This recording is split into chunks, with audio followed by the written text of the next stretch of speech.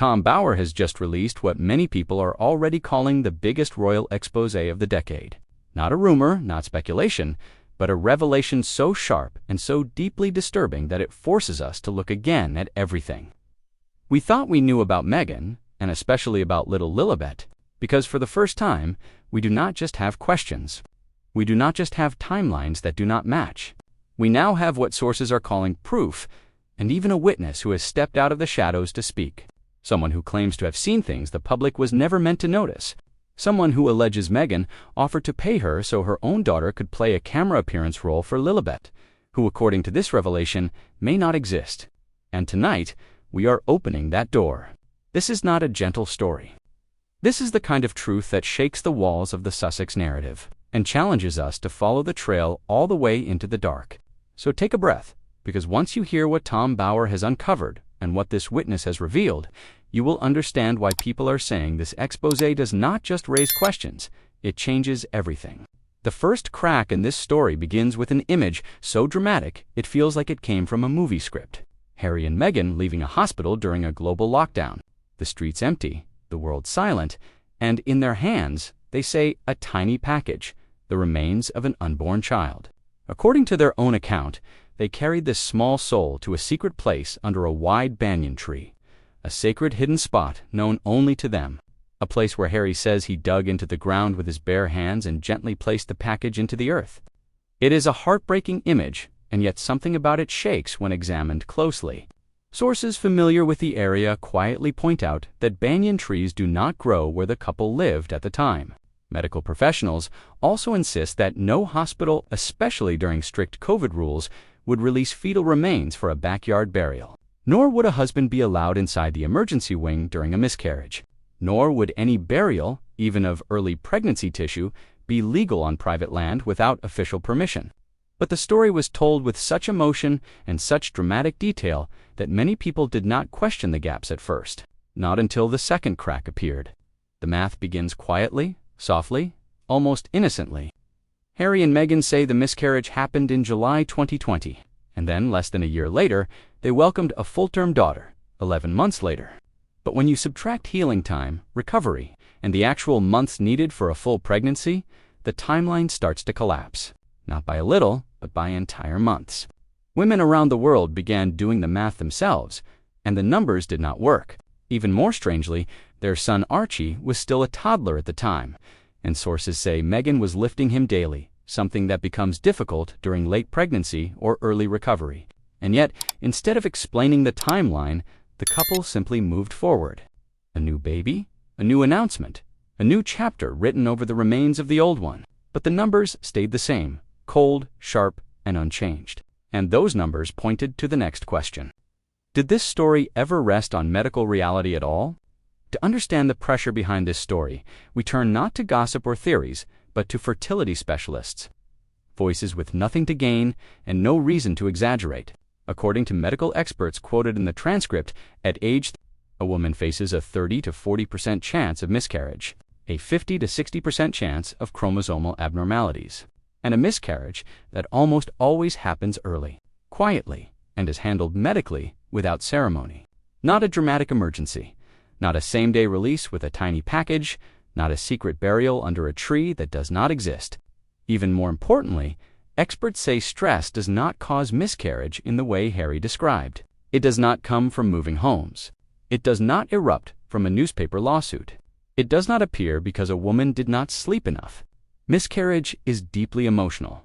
Yes, but medically it is usually caused by natural biological factors beyond anyone's control. So when Harry publicly blamed the media and said, "I believe my wife suffered a miscarriage because of what the media did," experts were concerned, because the message inside that claim is dangerous. It suggests miscarriage is someone's fault. It suggests someone can be blamed. And those who work with grieving women every day know this is not how miscarriage works. This is not how the human body works. And this is not how truth works. But while the world was still trying to process these contradictions, the story shifted again, changing shape, tone, and purpose. When Meghan published her miscarriage story, thousands of women felt not comfort, but something colder, something closer to disbelief. Because these women had lived the real experience. They knew the silence, the shock, the heavy truth that stays long after the moment ends. And in their reflections, quoted directly in the transcript, they spoke plainly. Early miscarriages do not create dramatic hospital scenes. Remains are not handed to families for burial. During strict COVID rules, partners were often not allowed into exam rooms at all. And the emotional response Meghan described, singing lullabies through pain, felt unfamiliar to many who had lived through it. One woman who had suffered multiple miscarriages said reading Meghan's account felt disturbing, as if something sacred had been turned into a performance. Another said she feared Meghan had added shame to miscarriage by blaming stress and outside forces, a message that goes against everything doctors tell grieving mothers who already carry guilt they do not deserve. And through all these stories ran one quiet but powerful theme. The story Meghan told did not match the reality these women knew. It was not the grief they questioned. Grief is personal. It was the framing, the details, the timing, and the way the loss seemed to be released with careful polish. This was no longer just a story. It was becoming a pattern, and that pattern pointed to the next source of doubt, her past.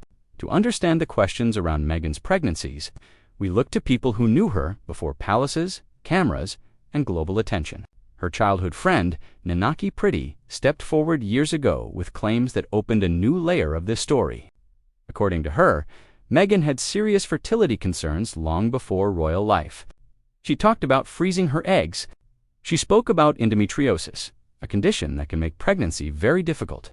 And most shocking of all, Pretty claimed Meghan had a hysterectomy at age 20. Another friend, unnamed but willing to speak, supported similar claims, saying Meghan had talked about severe pain and medical decisions that may have changed her ability to conceive naturally. None of these claims have been officially confirmed, but what makes them hard to ignore is simple. They came from people who were once very close to her, people who put their names and reputations at risk. When combined with the bending baby bump, shifting timelines, medical contradictions, dramatic retellings, and lack of public medical proof, these statements create a puzzle that does not fit the story shown to the world. And this is where the narrative turns sharply. Because while friends described medical limits, Meghan's public story showed multiple pregnancies with no struggle, no symptoms, and physical details that raised even more questions. The next chapter is even more unsettling, a moment when doubt allegedly came not from outsiders, but from Harry himself. Every story has a moment when the mask slips and the truth leaks through. For Meghan and Harry, Tom Bauer believes that moment came during the 2018 royal tour of Australia. Sources close to the tour described tensions so thick it filled every room. Staff whispered about last-minute changes, sudden demands, and a tour meant to focus on Harry becoming something else entirely. But the most shocking moment, according to witnesses, happened behind closed doors during an argument overheard by several people. Harry, tense and confused, allegedly asked Meghan a question no husband should ever have to ask. "Are you really pregnant?" A sentence heavy enough to freeze the air. A sentence that reveals doubt, fear, and something deeper under the surface. Sources say the argument started because Meghan announced her pregnancy during the tour without approval, without planning, turning a royal event into her own spotlight. The result was a husband who appeared strained, distracted, and, as many noticed, unhappy for much of the trip. This brief moment matters greatly, because if Harry himself questioned the pregnancy, what did he see? What did he sense? And why did that question come out at all? The cracks were spreading. This is where the story stops being confusing and becomes frightening. According to a public accusation by a mother in Costa Rica, Meghan allegedly hired her young daughter to pose as Lilibet during a trip. This claim did not come from an anonymous rumor. It came from a woman who used her name, saying Meghan did not pay her and that no children were traveling with the couple. Sources say Meghan and Harry left early and left their hotel bill unpaid. Sources also say the child photographed looked very different from Lilibet in official photos. And this is not the only strange detail. Another unexplained issue appeared. A screenshot of a palace announcement saying Archie was born by surrogate. Many people say they saw it live, but later another version appeared with one difference. Instead of Kensington Palace, it said Frogmore Cottage. Two versions of the same announcement. No explanation, no source, and neither ever acknowledged by the palace. This part of the story is not based on guessing. These are public claims tied to names, screenshots, and unanswered inconsistencies. All of this leads to the final chapter, the heart of this expose, because once the pregnancy stories twist, the bump shifts, the timelines break, and the children appear in ways no one can confirm, only one question remains. Here the story stops whispering and starts speaking clearly. Because every strange detail, every contradiction, every claim from friends and witnesses leads to one unavoidable question. Who is Lilibet really? Tom Bower's revelations did not create this mystery. They only shined light on what was already there, hidden beneath polished interviews and carefully chosen images. Think about it. A miscarriage story filled with impossible medical details. A pregnancy timeline too tight to work. Experts saying the explanations break biology. A husband who may have questioned the pregnancy himself. A folding bump. A child who allegedly had a stand-in.